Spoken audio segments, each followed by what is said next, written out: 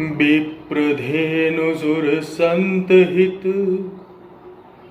मलिन मनुज अवतार। निज इच्छा निर्मित तनु माया गुण गोपाल। राम ने विप्र, ब्राह्मण, धेनु, गाय, सुर, देवता और संत यानी सज्जनों के लिए मनुष्य रूप धारण करके और पृथ्वी पर जन्म लिया। कहाँ जन्म लिया? दशरथ के घर में जन्म लिया। तो जिस चिंता से दशरथ परेशान थे, रानियां परेशान थी, वो इच्छा उनकी पुत्रेष्टि यज्ञ करने से पूरी हो गई। और जब पुत्र उत्पन्न हो गया तो फिर क्या हुआ, उसके आगे चलते हैं।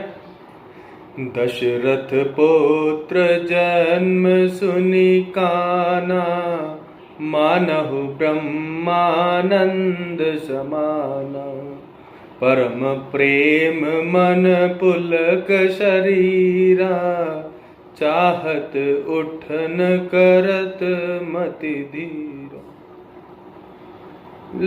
राजा दशरथ ने सुना कि उसके 4 पुत्र हुए हैं तो वह बड़ा प्रसन्न हुआ, जैसे ब्रह्म के समान आनंद को प्राप्त कर लिया है।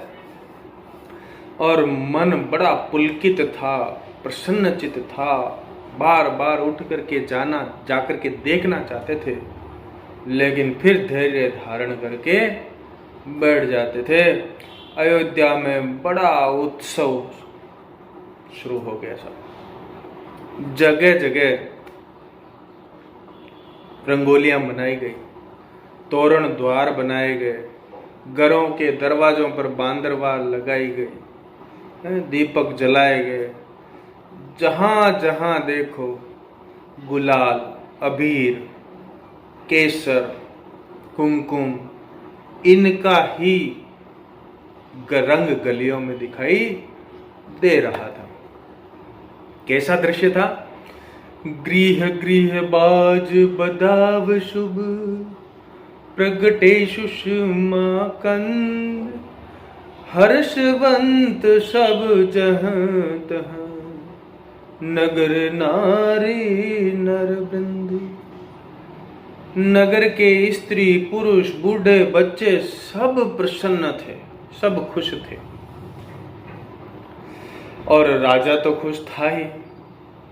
लोग राजकुमारों को देखने के लिए आते थे और देख करके बड़े प्रसन्न होते थे। तो जो जो बंदी जन राजा के दरबार में राजकुमार को देखने के लिए आते थे, तो राजा सबको सम्मानित करके भेजता था। क्या करता था?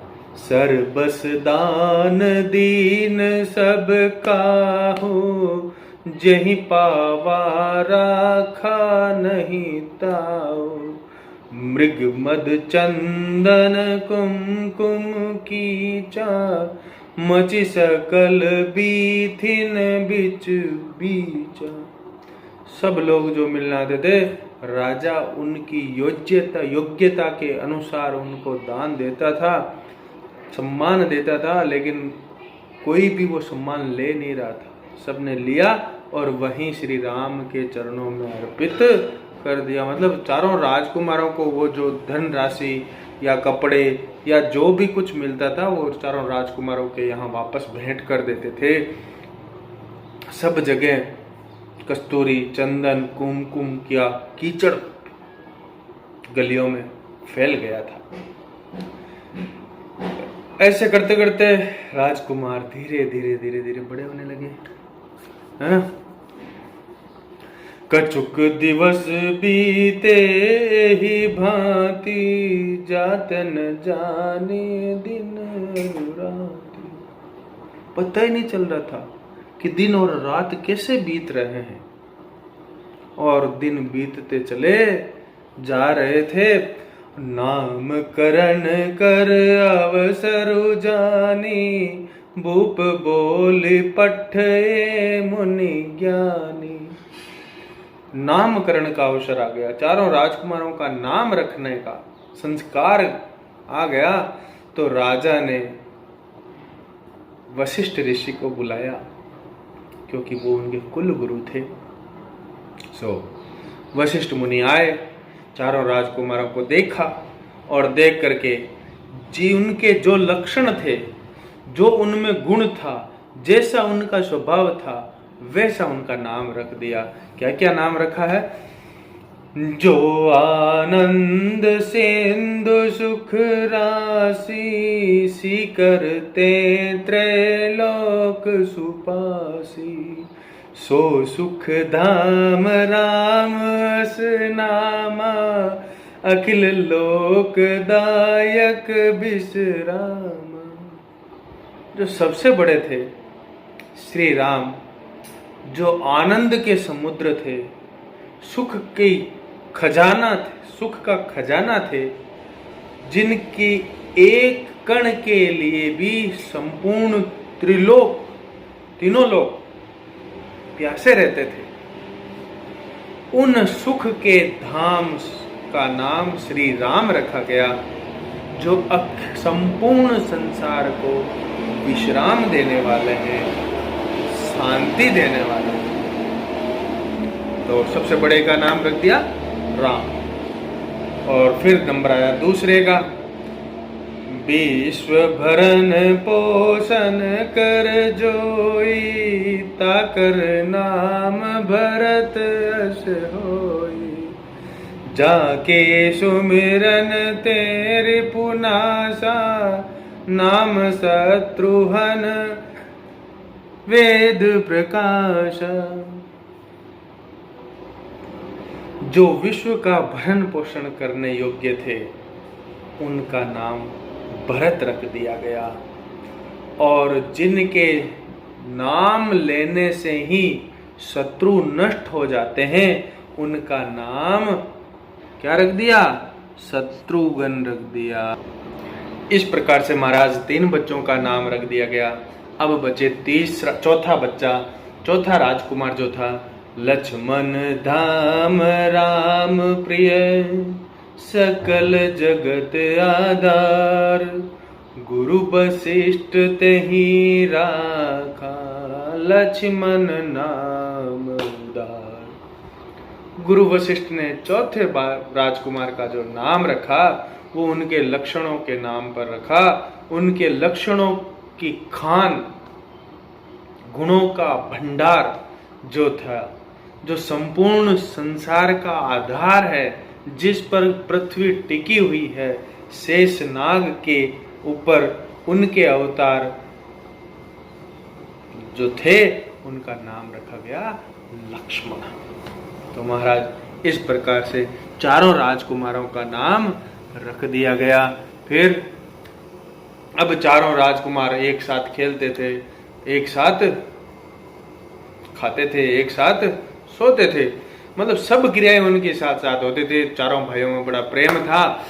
तो और बड़े हो गए थोड़े दिनों बाद। तो फिर क्या हुआ? भय कुमार जब ही सब भ्राता, दीन जने गुरु पितु माता, गुरु गृह गए पठन रघुराई, अल्प काल सब विद्या पाए। जब चारों राजकुमार कुमार हो गए, टीन एज में आ गए, है ना, 13, 14, 15, तो फिर उनको जनेऊ संस्कार किया गया, यज्ञोपवीत संस्कार किया गया। आप जानते होंगे गले में एक सफेद धागा डाला जाता है ऐसे, और फिर गुरु के आश्रम में उनको पढ़ने के लिए भेज दिया गया। और कहते हैं कि चारों ही बालक बड़े प्रतिभावान थे, वेरी इंटेलिजेंट थे, बहुत होशियार थे, कुशल थे। उन्होंने बहुत कम समय में सारी विद्याएं प्राप्त कर ली, सभी शास्त्रों का अध्ययन कर लिया और शस्त्रों का भी अध्ययन कर लिया। धनुष बाण चलाना, तलवार चलाना, कुश्ती वगैरह सब युद्ध विद्या भी उन्होंने पूरी सीख ली थी। और विद्या पूरी होने के बाद वापस घर आ गए। घर आकर के अब क्या करें, तो राम जो थे सबसे बड़े राजकुमार, बहुत समझदार थे, वो अपने पिता की मदद करने में लग गए। प्रातः काल उठी के रघुनाथा, मातु पिता गुरु ना वही माता। आयसु मागी करई पुर काजा, देखी चरित हर सई मन राजा। प्रातः काल उठ करके श्री राम सबसे पहले माता पिता और गुरु को प्रणाम करते थे और उसके बाद आज्ञा मांग करके नगर के, शहर के जो कामकाज होते थे उनको करने के लिए निकल जाते थे। यह उनका आचरण देख करके राजा दशरथ मन ही मन बड़े प्रसन्न होते थे। अब शहर में चर्चा होने लगी कि राम बड़े आज्ञाकारी पुत्र हैं और राजा के पद को संभालने के लिए यही सबसे श्रेष्ठ होंगे, लेकिन युवराज का पद संभालने के लिए। लेकिन बीच में क्या होता है, विश्वामित्र महामुनि ज्ञानी, बसहि विपिन शुभ आश्रम जानी। विश्वामित्र बहुत बड़े ज्ञानी थे और वन में एक आश्रम में बह रहते थे, जहाँ जप यज्ञ जोग मुनि करही, अति मारीच सुबाहुई डरही। देखत यज्ञ निशाचर धावही, करही उपद्रव मुनि दुख पावही। वो जंगल में यज्ञ करते हैं, तपस्या करते हैं, तो वहां पर दो बड़े ही खतरनाक राक्षस मारीच और सुबाहु रहते हैं, जो यज्ञ को देखते ही दौड़ते हैं और उसमें उपद्रव करते हैं, कठिनाई पैदा करते हैं, जिसको देख करके विश्वामित्र दुखी होते हैं। तो क्या करें, तो विश्वामित्र ने सोचा कि भाई अब क्या करना चाहिए। लेकिन विश्वामित्र को यह पता था कि भगवान श्री राम पृथ्वी पर अवतार ले चुके हैं दुष्टों का नाश करने के लिए। तो उन्होंने ये विचार करके और राजा दशरथ के दरबार की ओर प्रस्थान कर दिया। ठीक है ना, प्रस्थान कर दिया। द्वार पर आए तो द्वारपाल ने देखते ही विश्वामित्र को पहचान लिया और दौड़ता हुआ राजा के पास गया कि विश्वामित्र जी आए हैं। राजा ब्राह्मणों को साथ लेकर के विश्वामित्र की स्वागत के लिए, सत्कार के लिए, आदर के लिए दरवाजे पे गया। आदर के साथ उनको घर लेके आया, दरबार में लेके आए और फिर पूछा, तब मन हर्षि बचन कहराओ, मुनियस कृपा न कीने काओ। कई कारण आगमन तुम्हारा, कहूँ सो करत न लागूं बारा। हे महाराज, राजा दशरथ ने हंस प्रसन्नता के साथ कहा, आपने ऐसी कृपा क्यों की? आप आदेश दे देते, मैं खुद चला आता आपके आश्रम में। अब आ ही गए हो तो बताओ किस प्रयोजन से, किस कारण से, किस काम से आपका आना हुआ है। जो कहिए वो तुरंत करके दे देता हूं, उसमें कोई प्रकार की ढील नहीं होगी। बताइए जल्दी क्या चाहिए। तो विश्वामित्र ने कहा, असुर समूह सतावहि मोहि, मैं जाचन आयऊं नृप तोहि। अनुज समेत देहु रघुनाथा, निश्चर बद में होब सनाथ। हे राजन, जंगल में मैं तपस्या करता हूँ, वन में, वहां मुझे राक्षस परेशान करते हैं। मैं तो आपकी परीक्षा लेने के लिए आया हूं कि आप राम और उनके छोटे भाइयों को मुझे दे दीजिए, ताकि मैं राक्षसों को मार करके आराम से अपनी तपस्या कर सकूं, यज्ञ कर सकूं। इसलिए आपके पास आया हूं। राजा दशरथ ने ऐसी बात सुनते ही बेहोश हो गए। बड़ी देर बाद राजा को होश आया, बड़ा दुख हुआ उनको कि मेरे कितनी मुश्किल से तो 4 पुत्र पैदा हुए और उनमें से जो सबसे प्रिय मुझे है उसको ही लेने के लिए ऋषि जी आ गए हैं, विश्वामित्र जी आ गए हैं। तो उन्होंने जब होश आया वापस तो कहा, मागहु भूमि देहु धन कोशा, सर्वस देहु आजु सहरोषा, देह प्राण ते प्रिय कछु नाही, जो मुनि देहु निमिष एक माही। हे राजन, भूमि मांग लो, गाय मांग लो, धन मांग लो, खजाना मांग लो, है ना, सब कुछ मांग लो, आज सब कुछ आपको देने के लिए तैयार हूं। शरीर मांग लो, मेरे प्राण मांग लो, उससे तो प्रिय मुझे और कुछ भी नहीं है।